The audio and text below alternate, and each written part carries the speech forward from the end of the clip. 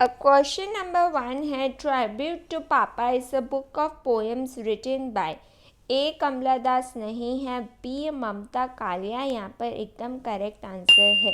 सी सुनीति नाम जोशी भी नहीं है, डी मीना अलेक्जेंडर भी नहीं है। यहाँ पर करेक्ट आंसर है ऑप्शन बी ममता कालिया। अब आपको पता होना चाहिए कि ममता कालिया जी ने व्यास सम्मान जीता था।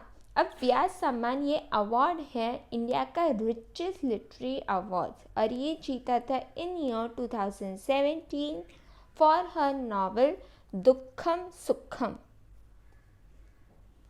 Question 2. Abhijnana Shakuntala makes use of following 4 languages. अब शकुंतला एक मोस्ट सेलिब्रेटेड संस्कृत ड्रामा है बाय कालिदासा। यहाँ पर 4 ऑप्शंस दिए गए थे, चारों में ही संस्कृत का ऑप्शन दिया हुआ था, पर यहाँ पर मोस्ट एक्यूरेट आंसर है option D Sanskrit, Shauraseni, Maharashtri and Magdhi.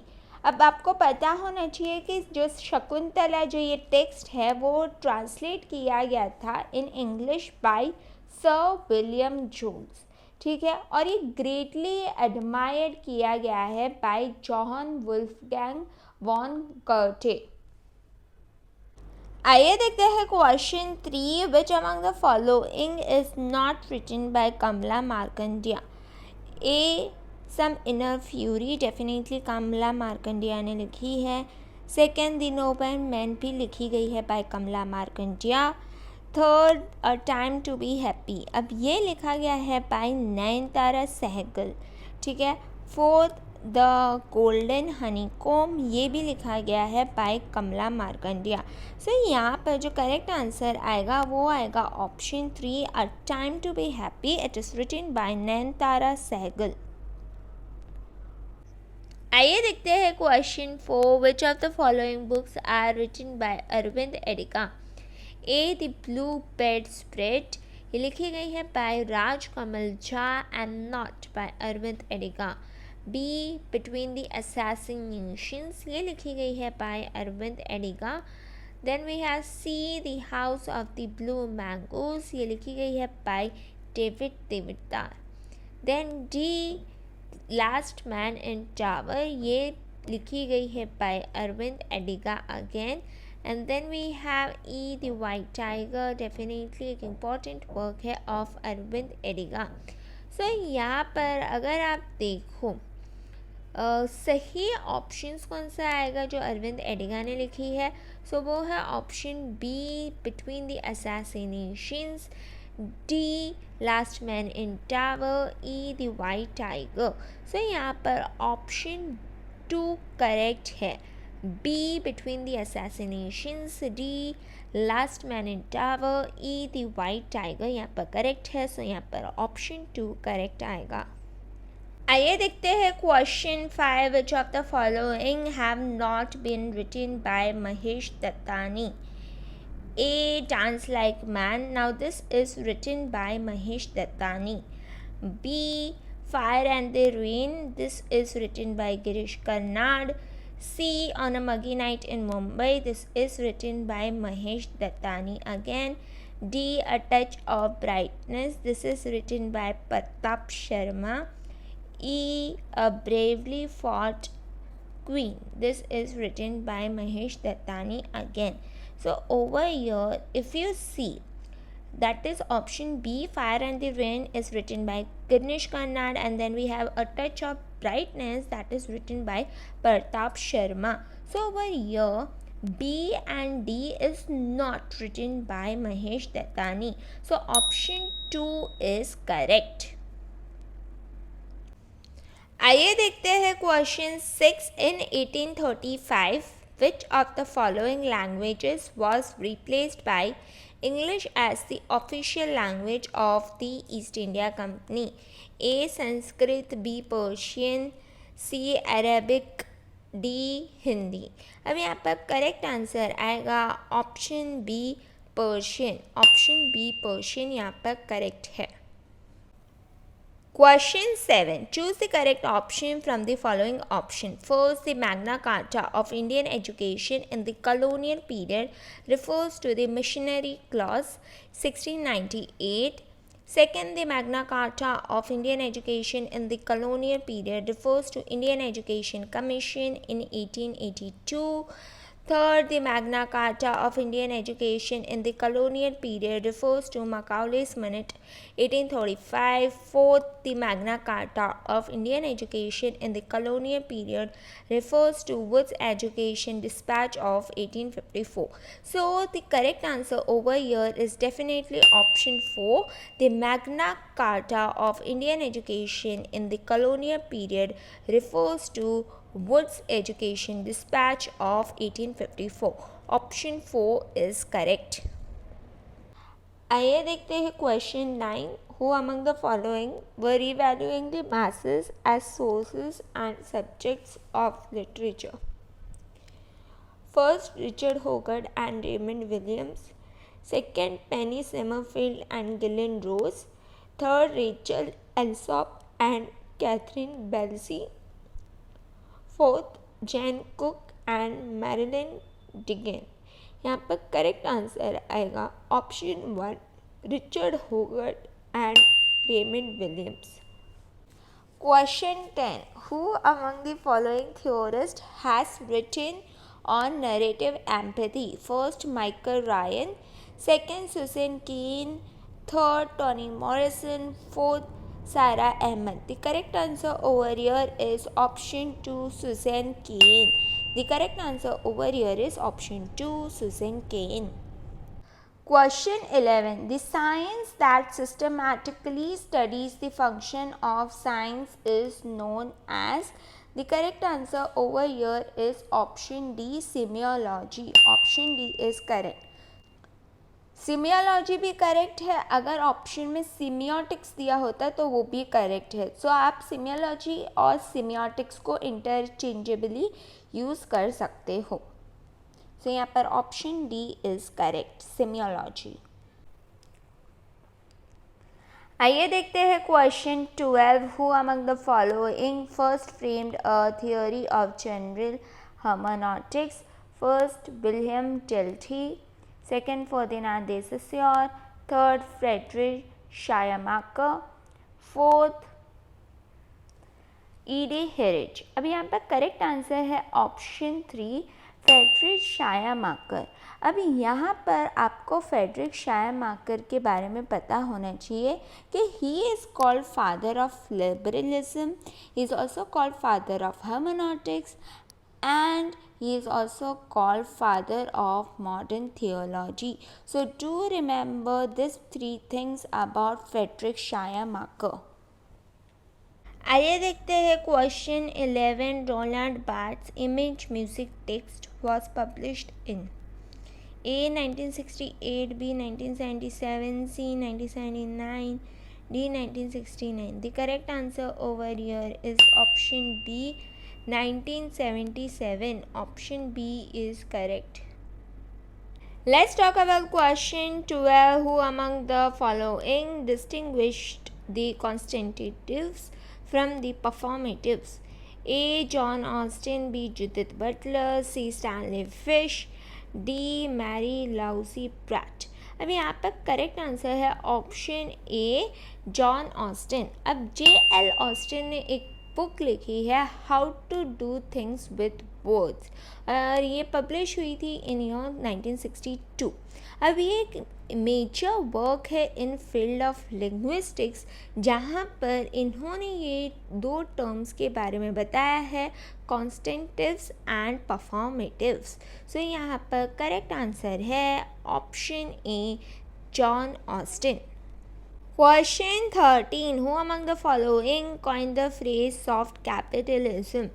So the correct answer over here is option C, Nigel Thrift. Okay, option C, Nigel Thrift is correct. आइए देखते हैं question 14. To whom is the term thick description attributed? A. John Story. Second, Clifford Geertz. C. Julius and Guattari. D. James Clifford. The correct answer over here is option B. Clifford Geertz. Okay, now Clifford Geertz is an American anthropologist.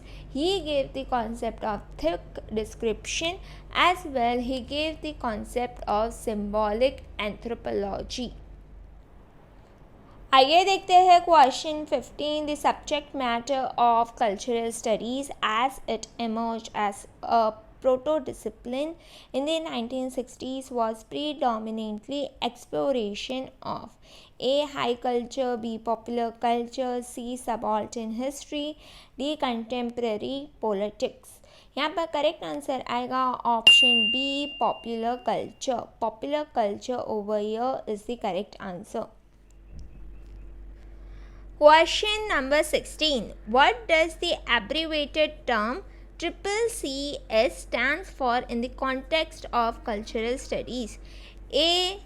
Okay, so this question is quite easy. This question is quite repeated in the previous year. The correct answer over here is option C, Center for Contemporary Cultural Studies. Option C is correct. आइए देखते हैं question 18. According to Stuart Hall the concept of dash played a similar role in cultural studies. A. Interpellation, B. Dispositive, C. Hegemony, D. Society. The correct answer over here is option C, hegemony. Option C, hegemony is correct. Apart from this, do remember the Stuart Hall has written this important work titled New Ethnicities. आइए देखते हैं question 17. The book Political Shakespeare Essays in Cultural Studies was jointly edited by A. Giles Dulles and Felix Guattari, B. Alan Silfield and Jonathan Dollimore, B. Bill Ashcroft and Helen Tiffins, D. Theodore Adorno and Max Hockmeyer. The correct answer over here is option B, Alan Silfield and Jonathan Dollimore. This question is quite important because this similar question was asked in Rajasthan Set 2023. Now let's look at question 19. Question 19. Identify the work which has not been authored by the famous cultural critic Raymond Williams. A. The Country and Society. This book is written by Raymond Williams. Culture and Society. This work is again written by Raymond Williams. C. Modern Tragedy. This work is also written by Raymond Williams. D. The Making of the English Working Class. Now this work is written by E.P. Thompson and not by Raymond Williams. The correct answer over here is option D, The Making of the English Working Class. अब E.P. Thompson के बारे में आपको पता होना चाहिए. इनका full form है Edward Palmer Thompson. He is an important historian. इन्होंने एजुकेशन अपनी कंप्लीट की है कॉर्पस क्रिस्टी कॉलेज कैम्ब्रिज से. अब इन्होंने एक इम्पॉर्टेंट वर्क लिखा था which was a study of William Morris published in year 1955. और इन्होंने और एक इम्पॉर्टेंट वर्क लिखी है the making of the English working class which was published in the year 1963. Apart from this इन्होंने और एक इम्पॉर्टेंट वर्क लिखी है which is witness against the best. अब ये वर्क है और it is a study on William Blake. It was published posthumously in year 1993.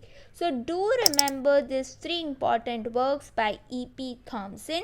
First is a study of William Morris published in year 1955. Second, The Making of the English Working Class which was published in the year 1963. Then we have the third one, Witness Against the Beast, published posthumously in year 1993. Let's look at question 20. Which of the following are correctly matched? A. Jonathan Color, Culture and Society. अब ये work culture and society लिखी गई है by Raymond Williams. B. Raymond Williams literary theory a very short introduction. अब literary theory a very short introduction, ये book लिखी गई है by Jonathan Culler. C. Terry Eagleton, Criticism and Ideology. Again, this is correct. Terry Eagleton ने ये book लिखी है Criticism and Ideology. D. Walter Benjamin, Illuminations. Yes, ये भी correctly matched है. Walter Benjamin ने ये बुक लिखी है Illuminations. Then we have E. Stanley Fish, The Implied Reader. एकदम गलत है, because The Implied Reader ये important work है of Wolfgang Iser. So यहाँ पर अगर आप देखो choose the correct option, so यहाँ पर correct answer आएगा option 2. C and D are correctly matched. C. Terry Eagleton, Criticism and Ideology are correctly matched. D. Walter Benjamin, Illuminations, this is also correctly matched. So your option B is correct. Question 21. Which among the following are written by Roland Barthes? A. Allegories of Reading. Now this is an important book written by Paul Dayman and not by Roland Barthes. B. Mythologies. Yes, definitely this is written by Roland Barthes and it was published in the year 1957. C. The Pleasure of the Text. Yes, this work is also written by Roland Barthes. It was published in the year 1973. Then we have some versions of Pastoral. Now this work is written by William Amson and it was published in year 1935. Then what is an author? This work is written by Michel Foucault. Again, this is not written by Roland Barthes. Now what is an author was published in year 1969. So choose the correct options given below. So over here, if you see, the correct answer is option 1. Option 1, B and C only.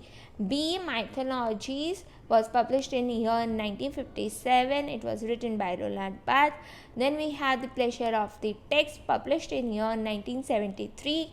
Again written by Roland Barthes. So over here, option 1 is correct. Let's look at the question 22. Identify the correct pairs. A. John Crow Ransom, Criticism Inclusive. Now this book is definitely written by John Crow Ransom. B. William Amson, 7 Types of Ambiguity. Yes, this is also correct. Third, Kenneth Brooks and R.P. Warren has written this book, Understanding Poetry. Yes, even option C is correct. D. R.P. Blackmore, In Search of the New Criticism. अब ये गलत है. क्यों गलत है? Because In Search of the New Criticism ये work लिखा गया है by John Crow Ransom and not by R.P. Blackmore. Then E. Ellen Tate, The New Apologist for Poetry. अब ये बुक लिखी गई है by मुरे क्राइगर. ये वर्क जो है the new apologist for poetry लिखी गई है बाय मुरे क्राइगर. सो ई भी यहाँ पर बन जाता है colour. So choose the correct answer from the options given below. यहाँ पर करेक्ट आंसर आएगा ऑप्शन 1, ए, बी एंड सी. सो यहाँ पर करेक्ट आंसर है option 1. A. John Crow Ransom, Criticism Inclusivity. B. William Amson, 7 Types of Ambiguity. C. Kenneth Brooks and R.P. Warren, इन्होंने work लिखी है understanding poetry. सो यहाँ पर ऑप्शन 1 इज करेक्ट. आइए देखते हैं question 22. Which of the following books are written by Julia Kristeva? A. Desire and Language, a semiotic approach to literature and art. Yes, एकदम correct है. ये जूलिया क्रिस्टेवा ने लिखी है. Then we have B. Illuminations. पिछले वाले क्वेश्चन में भी Illuminations दिया हुआ था. वहाँ पर करेक्ट आंसर यहाँ पर है Illuminations जो है वो लिखी गई है by Walter Benjamin. C. Syntax and Semantics. ये वर्क लिखी गई है by Peter Cole and not by Julia Kristeva. D. La revolutions du language poetic. अब ये बुक भी लिखी गई है बाय जूलिया क्रिस्टेवा, एकदम करेक्ट है। E the mad women in the attic, अब ये एक फेमस वर्क है of Susan Gubar and Sandra Gilbert. Choose the correct answer from the options given below. So यहाँ पर अगर आप ध्यान से देखो, करेक्ट आंसर है A and D. Desire in language, semiotic approach to literature and art. D la revolution du language poetic. So यहाँ पर जो करेक्ट आंसर आएगा वो करेक्ट आंसर है ऑप्शन 3। कुछ और इम्पॉर्टेंट बुक्स है बाय जूलिया क्रिस्टेवा जिसके टाइटल आपको पता होने चाहिए, जैसे कि number first powers of horror. Now this was published in year 1980। Second sol negro depression y melancholia, अब ये पब्लिश हुई थी in year 1987। Third revolution in poetic language, अब ये पब्लिश हुई है in year 1974। Fourth desire in language, अब ये पब्लिश हुई है in year 1969। Fifth the Kristeva reader, ये पब्लिश हुई है in year 1986। Then we have language the unknown, ये पब्लिश हुई है in year 1969। And the last book is marriage as fine art, ये पब्लिश हुई है इन ईयर 2015। सो ये कुछ इम्पॉर्टेंट बुक्स है बाय जूलिया क्रिस्टेवा जिनके टाइटल्स आपको पता होने चाहिए। Next question, which among the following is correct in the context of R.K. Narayan?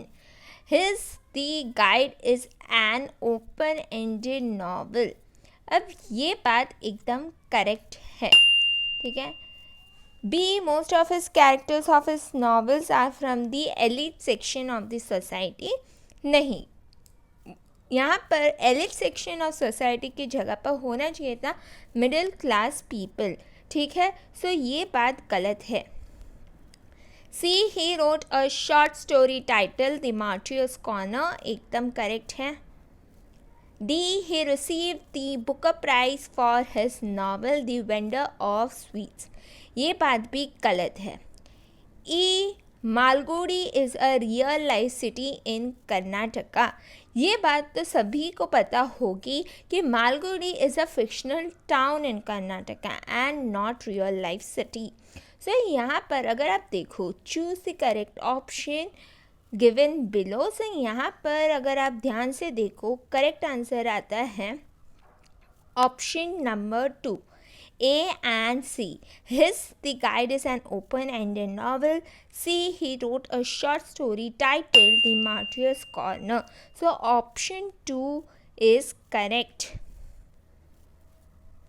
आइए देखते हैं question 24. Second language is A, the language second in importance in terms of the use of languages by a learner. ये गलत है।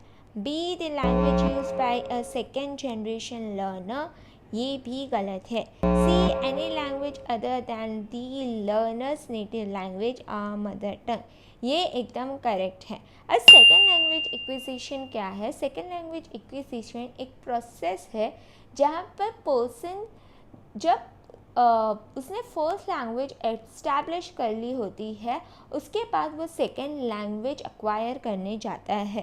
So any language other than learners native language और mother tongue is a second language. So option C यहाँ पर correct है।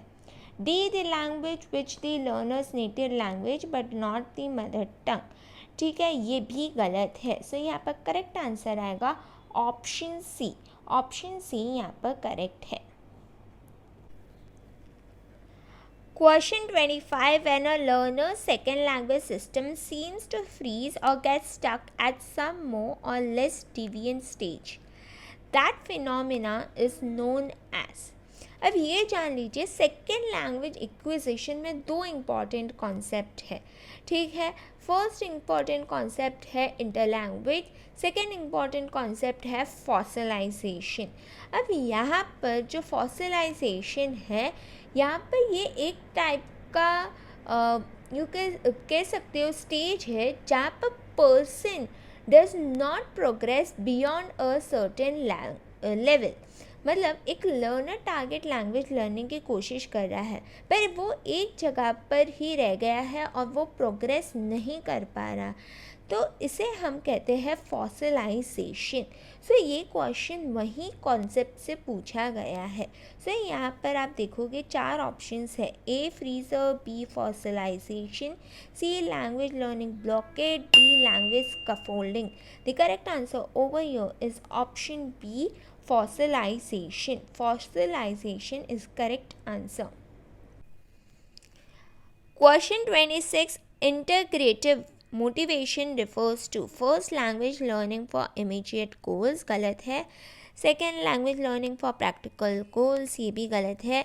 Third language learning for personal growth and cultural enrichment, ये एकदम सही है.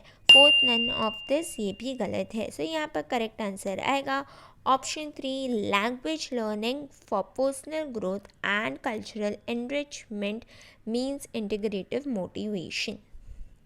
Let's have a look on question 27. Apart from Bertolt Brecht, others who have influenced epic theatre are. अगर आप जानते हो previous year question paper solve किया होगा तो आप जानते होंगे दिसंबर 2006 में क्वेश्चन पूछा गया था Bertolt Brecht concept of theatre was influenced by, उसका करेक्ट आंसर था इरविन पिस्कैटर. ठीक है, पर यहाँ पर थोड़ा सा स्टूडेंट्स को नॉलेज अपडेट कर कर ये क्वेश्चन वापस पूछा गया है. सो यहाँ पर अगर आप देखो ए एंड सी में ऑप्शन दिया हुआ है इरविन पिस्कैटर, पर ए के साथ है एंटोन ऑटोड. अब ये वाला आप आराम से एलिमिनेट कर सकते थे क्योंकि एंटोन ऑटोड एसोसिएटेड है with theatre of cruelty. So यहाँ पर जो करेक्ट आंसर आएगा वो है option C Erwin Piscator and Max Reinhardt. यहाँ पर option 3 is correct. Irvin Piscator and Max Reinhardt are associated with epic theatre. Question 28. Name the dramas which fall within the category of the theatre of the absurd. A theatre of the absurd में कुछ important playwright जो associated है वो है first Samuel Beckett, second Harold Pinter, third Jean Genet, fourth Eugen Ionesco, fifth Edward Albee, sixth Tom Stoppard, seventh Arthur Admoff. तो ज़्यादा करके इन play rights ने कंट्रीब्यूट किया है through theatre of the absurd. अगर ये सिंपल सी चीज़ें आपको पता है तो ये क्वेश्चन आप सेकेंड्स में सॉल्व कर सकते हो. So A, The Birthday Party. Now this play is written by Harold Pinter and it definitely falls under the category of the theatre of absurd. Then we have B, Endgame. Now this play is again written by Samuel Beckett and this play also falls under the category of the theatre of the absurd. C, Mrs. Warren Profession. Now this play is written by a George Bernard Shaw. It is a sort of a problem play, a tragic comedy play. So ये associated नहीं है with the theatre of the absurd. D, The Rhinoceros. Again this play is associated with theatre of the absurd and it is an important play in the category of the theatre of the absurd. E, The Riders to the Sea. अब ये play लिखा गया है by John Millington सिंच. ना तो John Millington सिंच का कोई भी ताल्लुक है थिएटर ऑफ द एब्सर्ड और ना ही उनका play riders through the sea का कोई भी नाता है with the theatre of the absurd.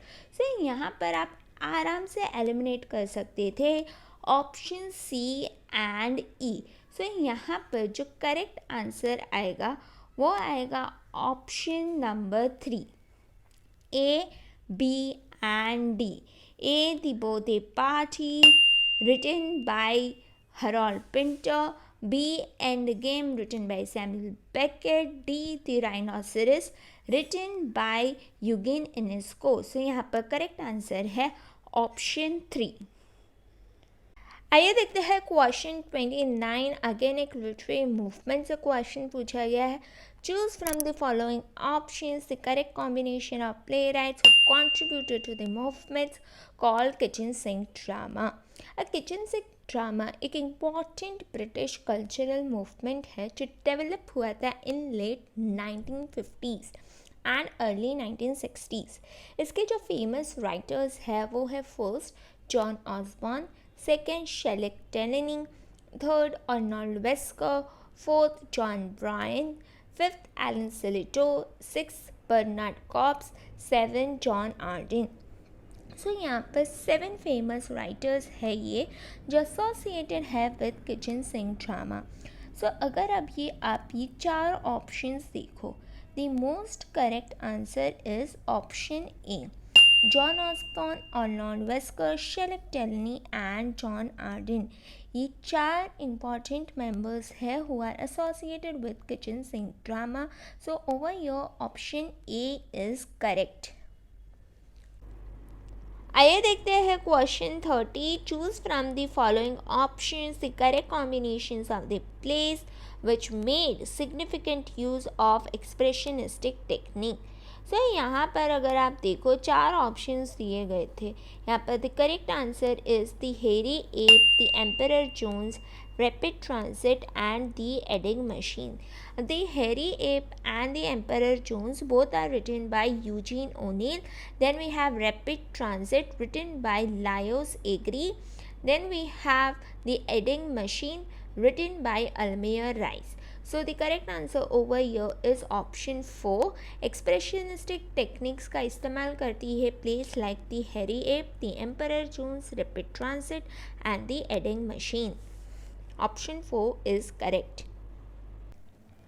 आइए देखते हैं question 31। Which of the following plays of William Shakespeare was translated into Bengali and directed by Girish Chandra Ghosh?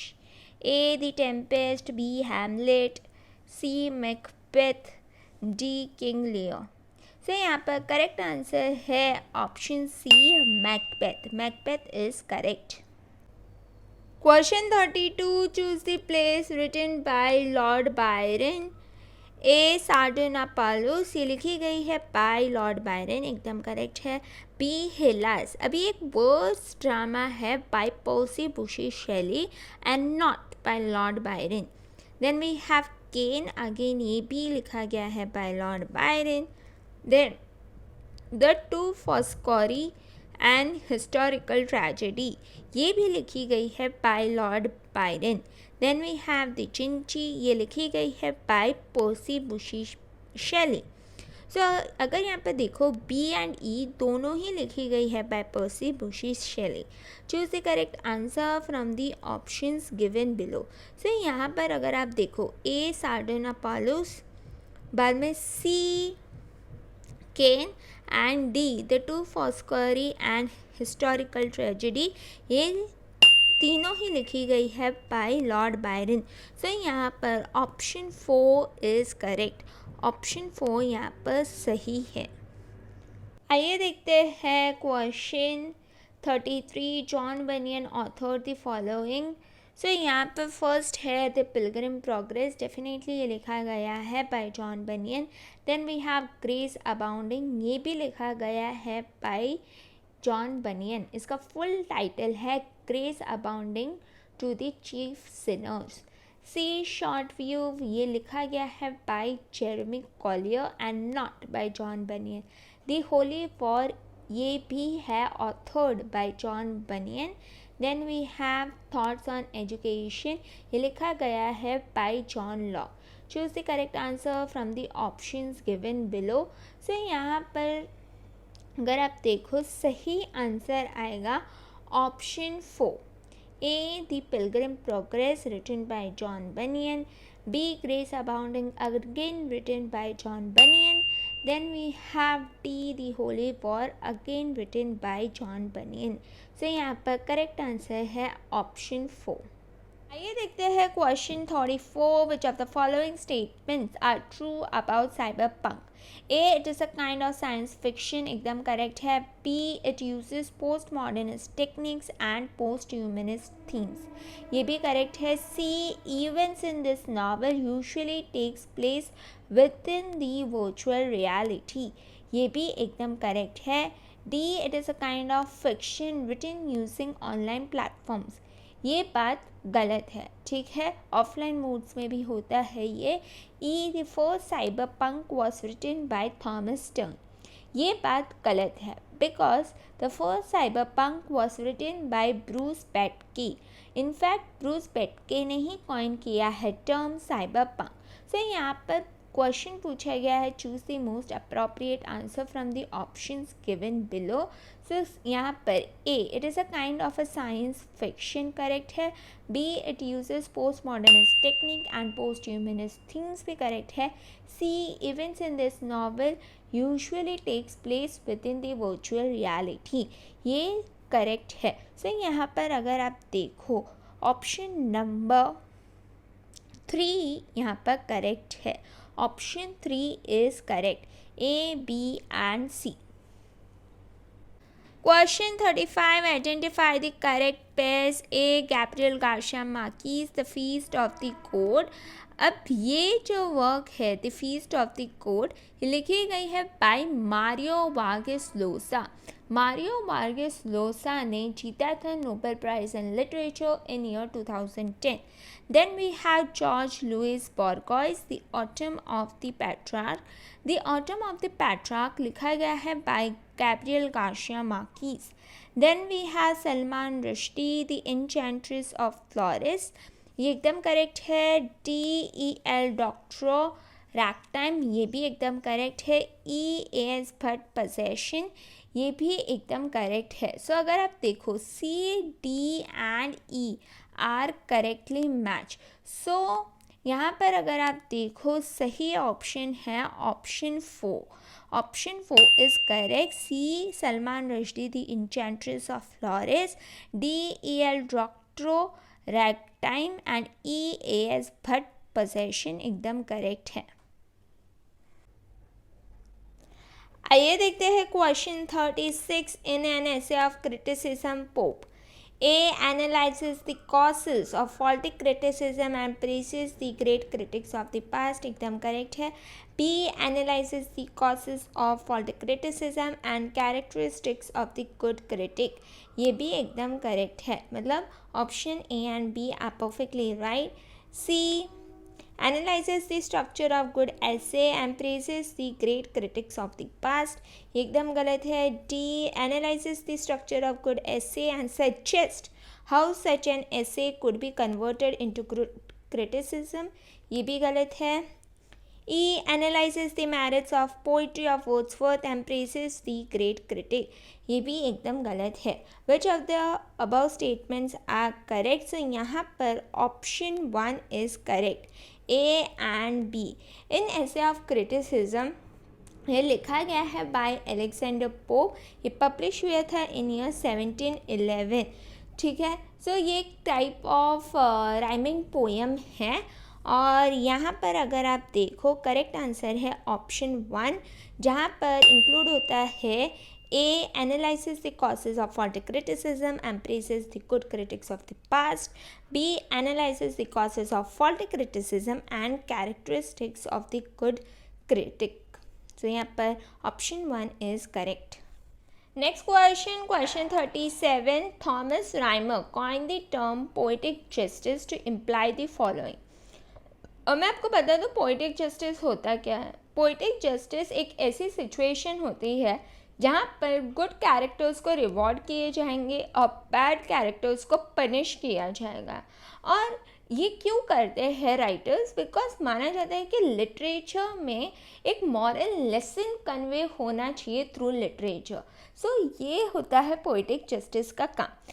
ये सिंपल चीज़ अगर पता है आपको तो ये क्वेश्चन सॉल्व करना काफ़ी इजी हो जाएगा आपके लिए. A, the distribution of earthly rewards and punishment in proportion to the virtue और vice of the various characters, एकदम करेक्ट है. B, literary work governed by decorum and morality, ये भी एकदम करेक्ट है. C, literary work guided by random ways things often work out in the actual world, ये गलत है. D, the metaphysical nature of a poetic experience, ये भी गलत है. E, the justification of poetry to be an integral part of the ideal republic, ये भी गलत है. So यहाँ पर करेक्ट आंसर है option 1 A and B only. The distribution of earthly rewards and punishment in proportion to the virtue or vice of the various characters. B, literary work governed by decorum and morality. A and B are correct. आइए देखते हैं question 38. Which among the following are correct? J M Coetzee, South Africa, ये एकदम correct है because JM कोत्सी एक south African Australian novelist है, एकदम correct है. B, Margaret Atwood, Canada, yes ये एसोसिएटेड है विद कनाडा, ये कैनेडियन पोएट है, करेक्ट है. सी, फिलिप रॉथ, ऑस्ट्रेलिया, अब ये गलत है, ठीक है. फिलिप रॉथ एसोसिएटेड है विद अमेरिका, ये एक अमेरिकन के जाने माने नॉवेलिस्ट है. डी, अरहोन पमुक, ये डेफिनेटली करेक्ट है, ये एसोसिएटेड है विद टर्की, ये टर्किश नॉवेलिस्ट है. Then we have Graham Swift, New Zealand, ये भी गलत है बिकॉज हम सबको पता है कि ग्राहम स्विफ्ट एक इम्पॉर्टेंट इंग्लिश राइटर है और ये एसोसिएटेड है विद लंदन, इंग्लैंड से. Choose the correct answer from the options given below. So यहाँ पर करेक्ट आंसर आएगा option 2 A, B and D only. So A, JM Cozy, South Africa. B, Margaret Atwood, Canada. D, Arhun Pamuk, Turkey. A, B and D are correct. Next question एक match the column है. Walt Whitman ने लिखी है poem beat beat drums. फिर A D Hope associated है with poem Australia. Then we have Derek Walcott, इन्होंने लिखी है poem a far cry from Africa. Then we have Allen Ginsberg, इन्होंने पोएम लिखी है हाउल. सो यहाँ पर जो करेक्ट ऑप्शन आएगा वो है ऑप्शन 3 A, वॉल्ट विटमिन, जिसका करेक्ट आंसर है 3 beat beat drums. B, 4 A D Hope की है Australia. C, 2 Derek Walcott, far cry from Africa. Then D, Allen Ginsberg ने लिखी है हाउल. सो यहाँ पर करेक्ट आंसर आएगा option 3. Question 40 match the column है. लिस्ट 1 में दिए गए हैं शेक्सपियरियन कोट्स, लिस्ट 2 में दिए गए हैं शेक्सपियरियन वर्क्स. अब कोट्स को वर्क्स के साथ मैच करना था. चलिए सॉल्व करते हैं ये क्वेश्चन को. A, come what may time and the hour runs through the roughest day, इसका करेक्ट आंसर है मैकबेथ एक्ट 1 सीन 3 में ये लाइन्स अपीयर होती हैं. Then we have when sorrows come, they come not in a single spice but in battalions. So यहाँ पर correct answer है Hamlet.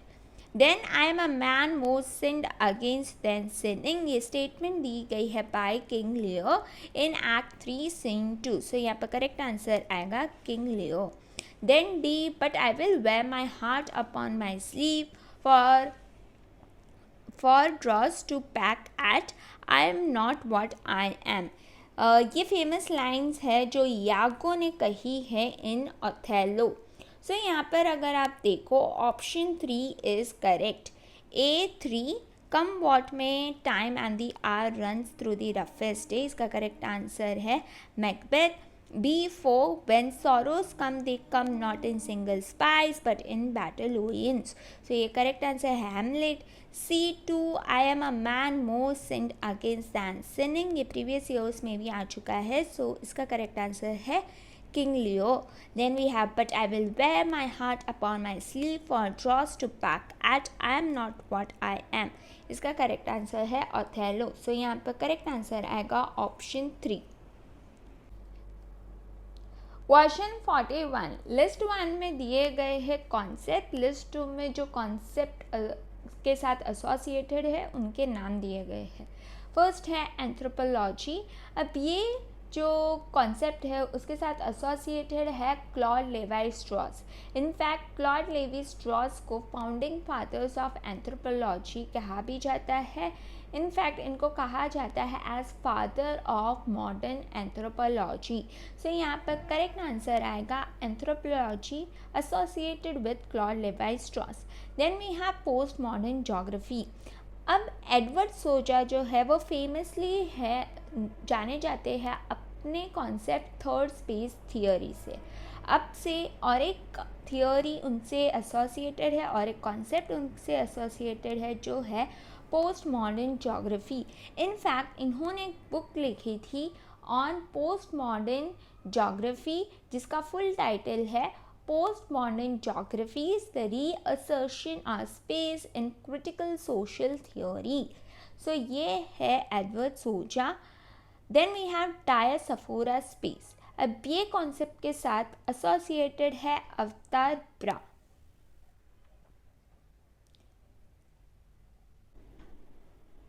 Next concept है डायस्पोरा स्पेस। ये कॉन्सेप्ट के साथ एसोसिएटेड है Avtar Brah. Then we have Dasein. अब डेसियन ये कॉन्सेप्ट के साथ एसोसिएटेड है जर्मन फिलोसोफर मार्टिन हेडेगर।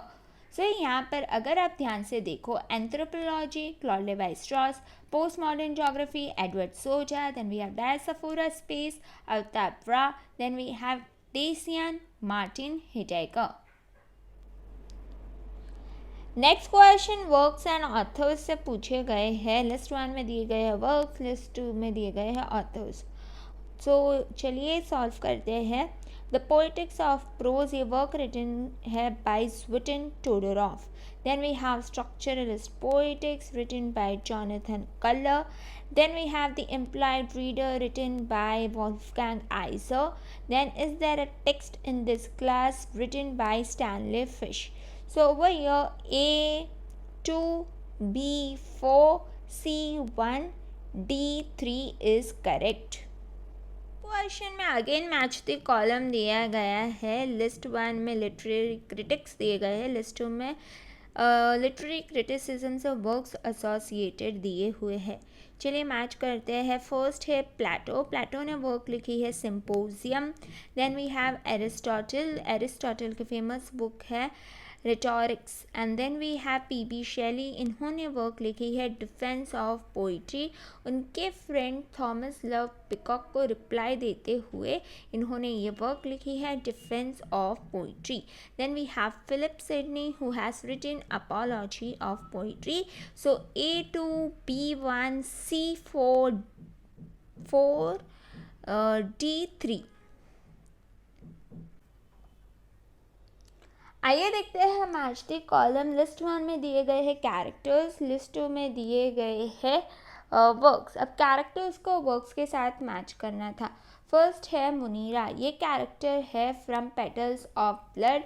ये पेटल्स ऑफ ब्लड ये वर्क लिखी गई है by Ngugi wa Thiong'o. Then we have Nnu Ego. अब ये डॉटर है ऑफ अकबाडी एंड ऊना और ये जो कैरेक्टर्स है वो है from the choice of motherhood. ये नॉवेल लिखी गई है by Buchi Emecheta. Then we have Ikemefuna. Ikemefuna ये कैरेक्टर है from things fall apart and things fall apart एक फेमस वर्क है of Chinua Achebe. Then we have Maureen. ये character है from July's people और ये work लिखी गई है by Nadine Gordimer. So Munira petals of blood, Nnu Ego ये कैरेक्टर है from the choice of motherhood. Ikemefuna is from things fall apart and Maureen is character from July's people. So A2, B4, C1, D3। ये साल कुछ ज़्यादा ही match the column पूछे गए थे और काफ़ी ज़्यादा इजी मैच द कॉलम्स पूछे गए हैं, इसके वजह से कट ऑफ भी काफ़ी ज़्यादा हाई गया है। सो आइए देखते हैं। लिस्ट 1 में दिए गए हैं लिटरेरी टर्म्स, लिस्ट 2 में दिए गए हैं लिटरेरी क्रिटिक्स। फर्स्ट है नेगेटिव कैपेबिलिटी। अब ये फ्रेज फर्स्ट यूज़ किया गया है by John Keats in year 1817। Then we have sweetness and light.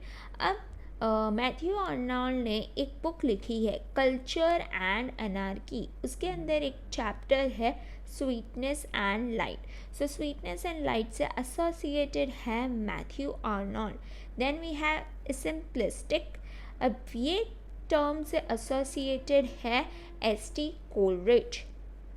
Then we have dissociation of sensibility.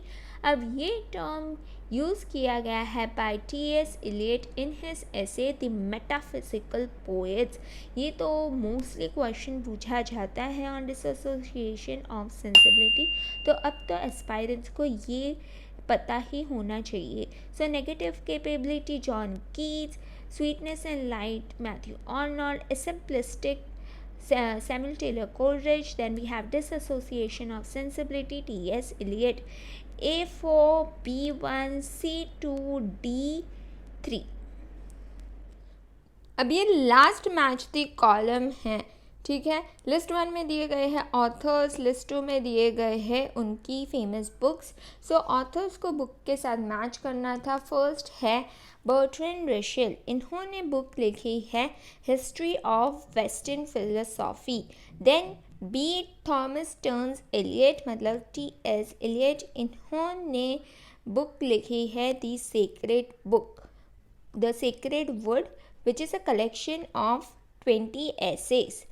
Then we have W.K. Wimsatt, इन्होंने बुक लिखी है The Verbal Icon. Then we have Kenneth Brooks, इन्होंने book लिखी है The Well Wrought Urn.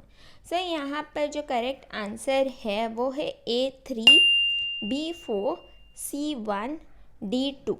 Bertrand Russell ने लिखी है history of western philosophy, T S. Eliot ने लिखी है द सेक्रेड वुड, W.K. विमसैट ने लिखी है the verbal icon, and then we have Cleanth Brooks ने लिखी है work the well wrought urn. आइए देखते हैं क्वेश्चन। असर्शन रीजन से क्वेश्चन पूछे गए हैं। Question है given below are two statements. One is labeled as assertion and the other is labeled as reason. Assertion: cooperative learning activities are those in which students must work together in order to complete a task or to solve a problem. ये statement एकदम correct है। Reason: these techniques are used to identify a weak learner and to separate him or her from the rest of the members of the group for taking care of him or her. अब ये statement एकदम गलत है, ठीक है। या reason कहता है कि यहाँ पर सोशल स्किल्स इंक्रीज होना चाहिए, कोऑपरेटिव लर्निंग एक्टिविटीज़ ये कहता है। सो रीज़न यहाँ पर एकदम ही गलत है। सो अगर यहाँ पर आप देखो, in the light of the above statement choose the most appropriate answer from the options given below. यहाँ पर करेक्ट आंसर आएगा option 3, assertion is correct but reason is not correct. So यहाँ पर option 3 is correct.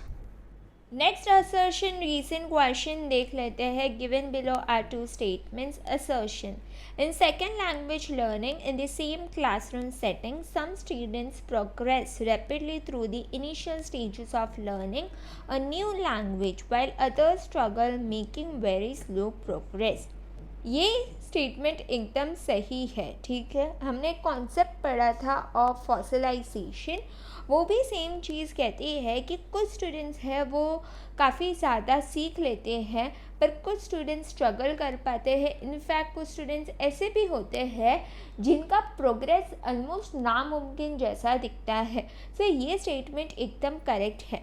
Reason: some learners never achieve native like command of a second language. ये statement एकदम सही है। कुछ लर्नर अचीव कर पाते हैं, कुछ नहीं कर पाते, कुछ स्ट्रगल करते हैं। सो ये स्टेटमेंट भी करेक्ट है। सो यहाँ पर अगर आप देखो, both assertion and reason are correct, पर रीज़न जो है वो असर्शन का करेक्ट एक्सप्लेनेशन नहीं है। सो यहाँ पर option 2 is correct. Both assertion and reason are correct, and reason is not the correct explanation of assertion. Next question एक स्टेटमेंट बेस्ड क्वेश्चन है. Given below are two statement. Statement 1, Konstantin Stanislavski collaborated with Anton Chekhov to stage dramas on stage. ये statement एकदम correct है. Statement 2, the book of my life in art was written by Konstantin Stanislavski. ये statement भी एकदम correct है. So in the light of the above statement given above, choose the correct answer given below. So यहाँ पर अगर आप देखो correct answer आएगा option 2. Both statement 1 and statement 2 are true. Option 2 is correct. आइए देखते हैं नेक्स्ट क्वेश्चन. अभी ये क्वेश्चन स्टेटमेंट बेस्ड क्वेश्चन है. Statement 1, the book the theatre of revolt was written by Robert Brustein. अब ये स्टेटमेंट करेक्ट है. ठीक है, the book the theatre of revolt ये लिखी गई थी by Robert Brustein. Then statement 2, the book the theatre of revolt is written in the context of French revolution. अब ये स्टेटमेंट गलत है. क्यों गलत है मैं वो भी आपको बता देती हूँ. अब ये यहाँ पर 8 प्ले राइट्स का जिक्र किया गया है.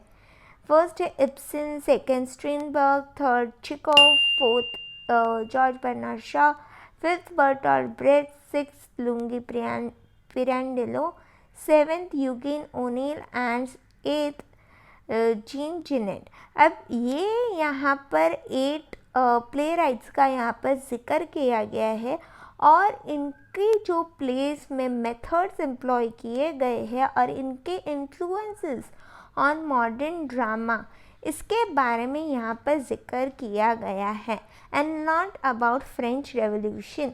तो ये स्टेटमेंट 2 हो जाता है गलत. In the light of the above statement choose the correct answer given below. So यहाँ पर करेक्ट आंसर आएगा option 3. Statement 1 is true and statement 2 is false. So option 3 यहाँ पर करेक्ट है. आइए देखते हैं क्वेश्चन जो क्रोनोलॉजी बेस्ड है. Arrange the works in chronological sequence. अब यहाँ पर 5 वर्क्स दिए गए थे और इनको क्रोनोलॉजिकली अरेंज करना था. चलिए इनको अरेंज करते हैं क्रोनोलॉजी वाइज. फर्स्ट जो बुक है वो है P course in general linguistics. ठीक है, अब इसमें जितने भी लेक्चर्स हैं वो दिए गए हैं बाय फर्दिनांड सेस्योर और ये पब्लिश हुई थी in year 1916. Then D the pleasure of the text. ये जो बुक है वो लिखी गई है by literary theorist Roland Barthes और ये पब्लिश हुई है in year 1973. E the implied reader, ये है वर्क ऑफ वुल्फगैंग आइजर जो पब्लिश हुई है in year 1974. Then we have structuralist poetics. ये वर्क लिखा गया है by Jonathan Culler in year 1975 में ये पब्लिश हुई है. Then C the pursuit of science, the pursuit of science ये पब्लिश हुई है इन ईयर 1981. अगेन इसके राइटर है जॉनथन कलर. तो यहाँ पर जो करेक्ट आंसर आएगा वो आएगा BDEAC. ठीक है, सो ऑप्शन 2 यहाँ पर करेक्ट है. फर्स्ट है course in general linguistics, second the pleasure of the text, third the implied reader, fourth structuralist poetics, fifth the pursuit of science.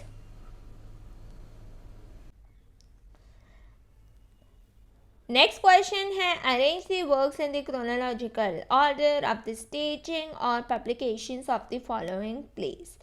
ठीक है, यहाँ पर हम देख पा रहे हैं 5 प्लेस दिए गए हैं और इनको क्रोनोलॉजिकली अरेंज करना है. तो सबसे पहले यहाँ पर आएगा option D, the show makers of holiday. अब इसका सबटाइटल याद रखना, द जेंटल क्राफ्ट. ये फर्स्ट परफॉर्म हुआ था इन ईयर 1599. ओरिजिनली ये पब्लिश हुआ है इन ईयर 1600 और इसकी और एक बात आप ज़रूर से याद रखना कि ये लिखी गई है बाय थॉमस डेकर, ये प्ले लिखा गया है बाय थॉमस डेकर। सबसे पहले आएगा D. Then A, a woman killed with kindness, ये ओरिजिनली पब्लिश हुई है इन ईयर 1607। ये एक ट्रेजेडी है बाय थॉमस हेवुड, ठीक है। थर्ड है द डबल डीलर, ये पब्लिश हुई है इन ईयर 1694 और ये एक कॉमिक प्ले है by William Congreve. And then we have E, the conscious lover, ये पब्लिश हुई थी इन ईयर 1722। ये एक सेंटिमेंटल कॉमेडी है by Richard Steele. Then we have B, John Bull's other island, ये पब्लिश हुई है इन ईयर 1904 और ये लिखी गई है by George Bernard Shaw.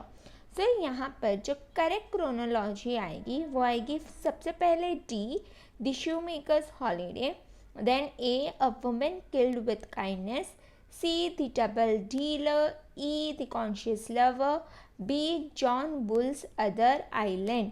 So D, A, C, E, B. So choose the correct answer from the options given below. So यहाँ पर करेक्ट आंसर आएगा option 2, D, A, C, E and B. Option 2 यहाँ पर करेक्ट है। Next question, arrange the works in chronological sequence. A, the Theatre of Revolt by Robert Brustein. B, the Theatre of the Absurd by Martin Aslin. C, the Playwright as a Thinker by Eric Bentley. D, Modern American Drama by C.W.E. Bixby. E, Modern Drama in Theory and Practice by L.N. Stein. ठीक है, अब यहाँ पर chronologically arrange करना है तो सबसे पहले यहाँ पर आएगा C, the playwright as a thinker by Eric Bentley 1946. Then we have B, the Theatre of the Absurd by Martin Aslin in year 1961. Then we have A, the Theatre of Revolt by Robert Brustein, published in the year 1964. E, Modern Drama in Theory and Practice by L.N. Stein, published in the year 1983. D, Modern American Drama by C.W.E. Bixby, published in the year 2000. So the correct answer over here, if you see, is C, B, A, E and D. So यहाँ पर अगर आप देखो option 4 is correct, यहाँ पर option 4 is correct, C, B, A, E and D. इसी के साथ एंड करते हैं आज का ये सेशन। होपफुली आपको ये सेशन पसंद आया होगा। सेशन पसंद आया है तो लाइक, शेयर और सब्सक्राइब करना ना भूलें। Thanks for watching.